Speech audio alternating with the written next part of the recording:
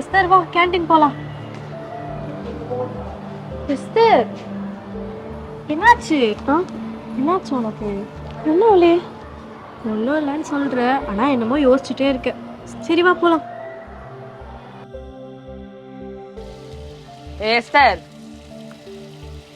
Esther அக்கா அக்கா உங்க ID card. Esther, principal sir சாப்பிட போயிட்டாரு. இங்க என்ன பண்ணிட்டு இருக்க? பூட்டி இருக்குல்ல, தெரியாதா? எப்ப பார்த்தாலும் பிடி கிளாஸ் வந்தாலும் இதே மாதிரி தான் யூஸ் பண்ணி இருக்கிறது. எஸ்தர் எஸ்தர் எஸ்தர் கிளாஸுக்கு வாங்கணும் வச்சுக்கிறேன். எஸ்தர் என்னதாண்டி ஆச்சு உனக்கு? எப்ப பார்த்தாலும் சோகமாவே இருக்க, எதையும் யோசிச்சுட்டே இருக்கியே. என்கிட்டயே மறைக்க பாக்குற. அது வந்து என்ன அது வந்து இது வந்து? எல்லாரும் கிளாஸ்ல இருக்கும்போது எதுவுமே பேச மாட்டேன், இப்பதான் யாருமே கிளாஸ்ல இல்லைல்ல, சொல்லு. அது ஒன்றும் இல்லடி. அது வந்து எவ்வளவு நாள்மா எப்ப பார்த்தாலும் வீட்டுக்காரர் ஊர்ல இருக்கிறான், பசங்க இங்க இருக்குது, அவங்க அங்க இருக்குது, எப்ப பார்த்தாலும் எதனா ஒரு சாக்கு சொல்லிட்டு தான் இருக்கிற. தம்பி கொஞ்சம் 2 நாள் பொறுத்துக்கோங்கப்பா. சத்தம் போட்டு பேசாதீங்க. எங்க வீட்டில் இன்னும் அவர் பணம் அனுப்பல. ஊர்ல இருந்து பணம் அனுப்பணும்னு உங்க பணத்தை நான் திருப்பி கொடுத்துடுறேன்ப்பா. பொண்ணு வேற உள்ள இருக்காப்பா, பக்கத்து பக்கத்துல எல்லாம் பாக்குறாங்க. 6 மாசமா வட்டி கட்டல நீ. உனக்கு என்ன பத்தியும் தெரியும், எங்க அப்பாவை பத்தியும் தெரியும். அவர் உங்க மேல செம்ம கோவத்துல இருக்கிறார். அவர் வந்தாங்க என்ன பண்ணுவாரு உனக்கு தெரியும். கொஞ்சம் பொறுத்துக்கோங்கப்பா, சத்தம் போட்டு பேசாதீங்கப்பா. தயவுசெய்து கொஞ்சம் பொறுத்துக்கோங்கப்பா. இன்னும் 2-3 நாள்ல நான் எடுத்துட்டு வந்து கொடுத்துட்றேன்ப்பா நானு. ஏமா பணம் கொடுக்க முடியாத நீ ஏமா பணம் வாங்குற? பையனுக்கு ஃபீஸ் கட்டணும், பொண்ணுக்கு ஃபீஸ் கட்டணும்னு பணம் வாங்க தெரியுதுல, அந்த பணத்தை திரும்ப கொடுக்கறதுக்கு மட்டும் உங்களால முடியாதா? சத்தமா பேசாதப்பா, எல்லாரும் பாக்குறாங்கப்பா. தயவுசெய்து 2 நாள் பொறுத்துக்கப்பா. பணம் வந்த உடனே நானே உங்க வீடு தேடி எடுத்துட்டு வந்து கொடுத்துட்றேன்ப்பா. எனக்கு அதெல்லாம் தெரியாதுமா. எனக்கு பணம் வந்தாதான் நான் இங்க இருந்து நவுருவேன். கொஞ்சம் பொறுத்துக்கப்பா தம்பி, தயவுசெய்து பொறுத்துக்கப்பா. 2 நாள்ப்பா, நானே எடுத்துட்டு வந்து பணத்தை கொடுத்துட்றேன் உங்களுக்கு. எனக்கு அதெல்லாம் தெரியாது. சத்தம் போடாத. நான் போயிட்டு வருவேன். எனக்கு என் பணத்தை வச்சே ஆகணும்.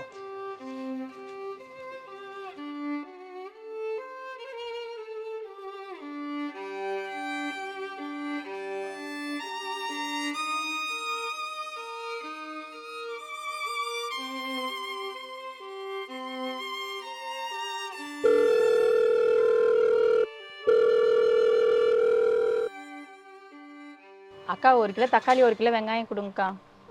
அப்படியே ஒரு கிலோ அரிசி போட்டுருங்க. காசு வந்து தரேன்க்கா நானு. ஐயா அதெல்லாம் முடியாதுமா. இந்த வாரம் 2 நாள்ல கொடுத்துட்றேன்க்கா. முடியாதுமா, நீ முடியாதுமா. நீ கொடு. 2000 ரூபாய் கொடுக்கணும்.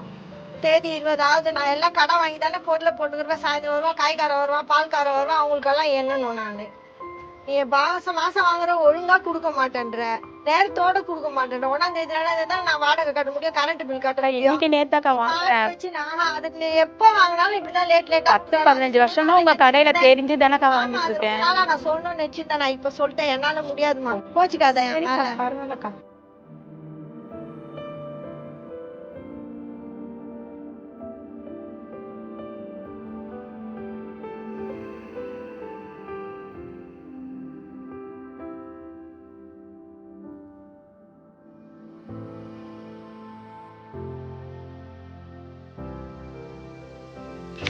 ஓ, இதுதான் உன்னோட பிரச்சனையா? எங்க ஃபேமிலியோட நிறைய பிரச்சனை இருந்தது. எப்பெல்லாம் எங்களுக்கு பிரச்சனை வருதோ அப்பெல்லாம் நாங்க இயேசு வாழ்க்கை ஜெபத்துக்கு போவோம்.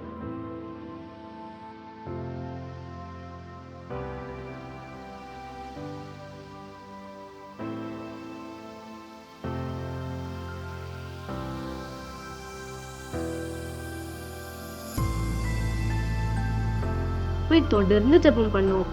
அவங்க நம்ம மாதிரி கஷ்டப்பட நிறைய பேருக்கு ப்ரேயர் வாரியர்ஸ் இருக்காங்க ப்ரேயர் பண்ணுறதுக்கு. இந்த மாதிரி பெரிய கடன் பிரச்சனையிலேருந்து பெரிய விடுதலை கிடைச்சிருச்சு. எங்கள் லைஃபே மாறிடுச்சு. இப்போ எங்கள் ஃபேமிலி ரொம்ப ஹாப்பியாக பிளெஸ்ஸிங்காக இருக்கும். கடன் வாங்கிட்டு இருந்த நாங்கள் மற்றவங்களுக்கு கடன் கொடுக்குற அளவுக்கு மாறிட்டோம். நீயும் அங்கே போய் பாரு, உங்களோட லைஃப் கண்டிப்பாக சேஞ்ச் ஆகும். நல்லாவும் படிப்பேன். இதுக்கெல்லாம் போய் ஃபீல் பண்ணலாமா? சரி, இப்பாச்சும் சிரிச்சுட்டே சொல்லலாம்ல. சரி. ஏய் பிடி பீரியட் தொடங்கிடுச்சுடி, வாங்கடி போலாம். டேய் சோம்பேறி ஏந்து வாடா.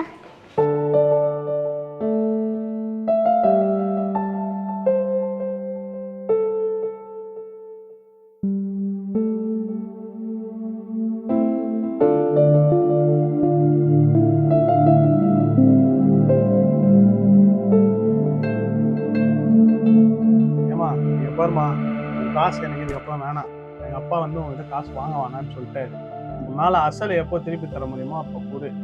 எனக்கு உன் காசு வட்டியும் வேணாம், ஒன்றும் வேணாம், சரியா? ஏன்பா?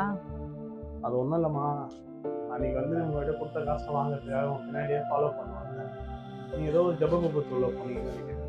நானும் வெளியே நின்று ரொம்ப நேரம் வெயிட் பண்ணி பார்த்தேன், நீங்கள் வரவே இல்லை. சரி நானும் உள்ளே வந்துட்டேன்.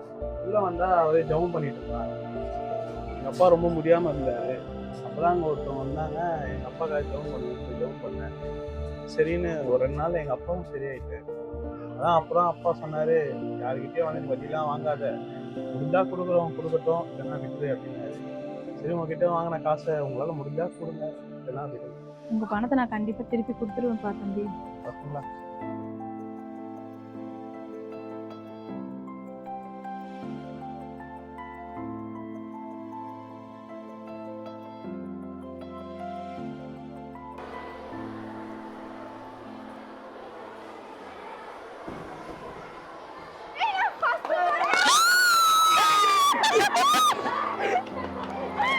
நான் தான் சொன்னேன்லடி, ஏசு வைக்கிற ஜபகோபுரத்துக்கு போனால் கண்டிப்பாக லைஃப்பில் சேஞ்ச் நடக்கும்.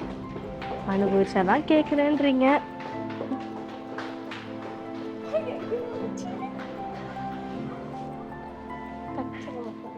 கர்த்தருடைய பரிசுத்த நாமத்துக்கு ஸ்தோத்திரம். என் பேர் ஜெபகிருபை ஜான்சி. நான் கணபதியில் வசிச்சுட்ருக்கேன். எங்கள் அம்மா அப்பா எல்லோரும் இங்கே தான் இருக்காங்க. எனக்கு ஒரு தம்பி இருக்குது. என் தம்பி பேர் ஜஸ்டின் ராஜ். நாங்கள் ஒரு மிடில் ஃபேமிலி தான். லைஃப்பில் ரொம்ப கஷ்டப்பட்டிருக்கோம். அப்பா வந்து 9th ஸ்டாண்டர்டில் படிக்கும்போது ஃபாரின் போனாங்க. ஃபாரின் போய் ரொம்ப கஷ்டப்பட்டாங்க. சாப்பிட்றதுக்கு கூட வழி இல்லாமல் தான் வந்தாங்க. இங்கே வரும்போது அப்படி தான் வந்தாங்க. ரொம்ப கஷ்டப்பட்டனால நான் ஸ்கூல் மாற வேண்டியதாக இருந்துச்சு. 10th எக்ஸாம் ஸ்டார்ட் ஆகிற டைமு ரொம்ப ரொம்ப கஷ்டமாக இருந்துச்சு.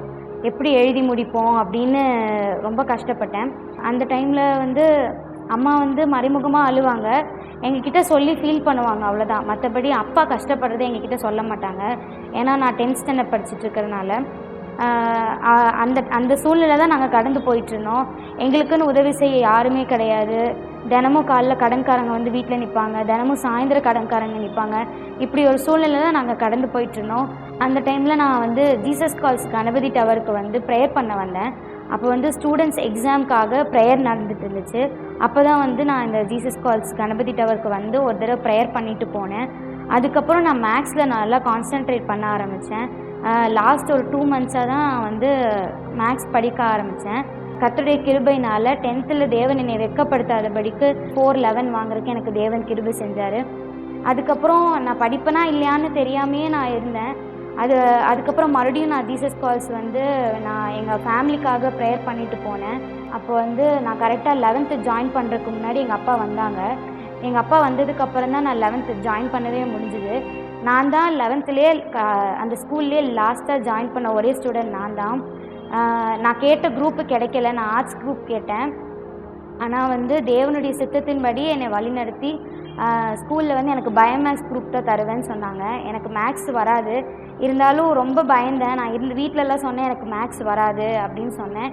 நான் எப்படி படிப்பணும் அப்படின்ற ஒரு சிச்சுவேஷனில் தான் இருந்தேன். ஆனால் எனக்குள்ள ஒரு ஏக்கம் என்னென்னா, என் குடும்பத்தை நான் எப்படியாவது முன்னாடி கொண்டு வந்துடணும், எப்படியாவது முன்னேறணும் அப்படின்ற எனக்கு ஒரு ஏக்கம் இருந்துச்சு. நல்லா சம்பாதிக்க மாட்டோமா, நல்லா படித்து ஒரு நல்ல வேலையில் உட்கார மாட்டோமா அப்படின்ற ஒரு ஏக்கம் எனக்கு அந்த டைமில் இருந்துச்சு.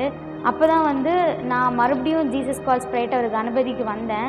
வந்து யங் பார்ட்னர்ஷிப்பை பற்றி நான் கேள்விப்படும் போது அவங்க வந்து ஜாயின் பண்ணிக்க சொன்னாங்க. என்னோட யங் பார்ட்னரை ஜாயின் பண்ணால் எங்களுக்காக நிறைய ப்ரேயர் வாரியர்ஸ் ப்ரேயர் பண்ணுவாங்க அப்படின்னு எனக்கு சொன்னாங்க. அதை ஜாயின் பண்ணதுக்கப்புறம் நான் வந்து இப்போ 11th 12th நல்ல மார்க் வாங்கினேன். அவங்களோட ஜெபத்தெல்லாம் தேவன் கேட்டு, என்னோட ஜெபத்தையும் கேட்டு தேவன் எனக்கு வந்து நல்ல மார்க்கு கொடுத்தாங்க. அதுக்கப்புறம் நான் காலேஜ் படிப்பேனாங்கிறது எனக்கு தெரியாது. ஏன்னா நாங்கள் வந்து அவ்வளோ ஒரு கஷ்டத்தின் பாதையில் தான் நாங்கள் போயிட்டுருந்தோம். ஏன்னா எங்களுக்கு ஃபீஸ் கட்டுறதுக்குன்னு யாருமே கிடையாது. அப்பா ரொம்ப கஷ்டப்படுறாங்க, அம்மா ரொம்ப கஷ்டப்படுறாங்க. அப்பா ஃபாரின்லேருந்தும் ஒன்றும் இல்லாமல் தான் வந்தாங்க. அந்த மாதிரி டைம் வேறு. என் தம்பியும் வேறு படிக்க வைக்கணும். அப்படி ஒரு சிச்சுவேஷனில் நாங்கள் இருந்தோம். நான் வந்து அந்த லீவ் டைமில் ரொம்ப ப்ரேயர் பண்ணிகிட்டே இருந்தேன். ஏசப்பா எனக்கு படிக்கிறதுக்கு ஹெல்ப் பண்ணுங்கள், நான் எப்படியாவது காலேஜ் படிக்கணும், என் ஃபேமிலி நான் வந்து ரன் பண்ணணும், எனக்கு எங்கள் குடும்பம் ரொம்ப கஷ்டப்படுது, நிறைய பேர் எங்கள் ஃபேமிலி ரொம்ப கேவலமாக பேசுகிறாங்க, அவங்க மத்தியிலலாம் நாங்கள் வந்து உயர்த்தப்படணும் அப்படின்னு சொல்லி ஜீசஸ் கால்ஸ் ப்ரேயர் டவருக்கு நான் அடிக்கடி வந்து ப்ரேயர் பண்ணுவேன். எனக்கு ஃப்ரீயாக இருக்கும் போதெல்லாம் நான் இங்கே வந்து ப்ரேயரில் ரொம்ப கான்சென்ட்ரேட் பண்ணேன் அந்த லீவ் டைமில். நான் அப்படி கான்சென்ட்ரேட் பண்ணும்போது தேவன் எனக்கு நல்ல ஒரு காலேஜில், ப்ரைவேட் காலேஜில் எனக்கு சீட்டு கிடைக்க உதவி செஞ்சாங்க. பயோடெக்னாலஜி, பிஎஸ்சி பயோடெக்னாலஜி படிக்க உதவி செஞ்சாங்க. காலேஜை முடிக்கும் போது எனக்கு வேலை கிடைக்குமான்னு எனக்கு தெரியாது, ஏன்னா நல்ல மார்க் வாங்கியிருந்தேன். இருந்தாலும் பிளேஸ்மெண்ட்டில் எனக்கு கிடைக்குமான்றது ரொம்ப சந்தேகமாக இருந்துச்சு. அப்போ ஜீசஸ் கால்ஸ் ப்ரேயர் டவர் கணபதிக்கு வந்தேன். வந்து அங்கே வந்து மதியானம் எப்போவுமே ஒரு 1 hour ப்ரேயர் நடக்கும். அந்த ப்ரேயரில் வந்து நான் தினமும் வந்து கலந்துக்கிட்டேன். தினமும் என்னோடய வேலைக்காக நான் வந்து ஜெபம் பண்ணேன். இங்கே கூடியிருக்கிற எல்லா வாலண்டியர்ஸும் ப்ரேயர் வாரியர்ஸ் கூடயும் சேர்ந்து நான் என்னோடய வேலைக்காக ரொம்ப ஜெபம் பண்ணேன். நான் வந்து காலேஜ் முடிக்கிறதுக்கு முன்னாடியே எனக்கு பிளேஸ்மெண்ட்டில் நல்ல ஒரு கம்பெனியில் செலக்ட் ஆகவும், அந்த கம்பெனியில் வந்து நான் கரெக்டாக காலேஜ் முடித்து ஒரு 10 daysலேயே வந்து என்னை வேலைக்கு ஜாயின் பண்ணவும் தேவன் எனக்கு உதவி செஞ்சாங்க. எனக்கு உதவி செஞ்ச தேவனுக்கு நான் ரொம்ப நன்றி செலுத்துகிறேன். ஏன்னா என் லைஃப்பில் இதெல்லாம் நான் நடக்கும்னு நான் எதிர்பார்க்கவே கிடையாது. ஏன்னா நாங்கள் அப்படி ஒரு சூழ்நிலை தான் நாங்கள் நடந்து வந்தோம். எங்கள் அப்பா கஷ்டப்படுறதெல்லாம் பார்க்கும்போது ரொம்ப கஷ்டமாக இருக்கும்.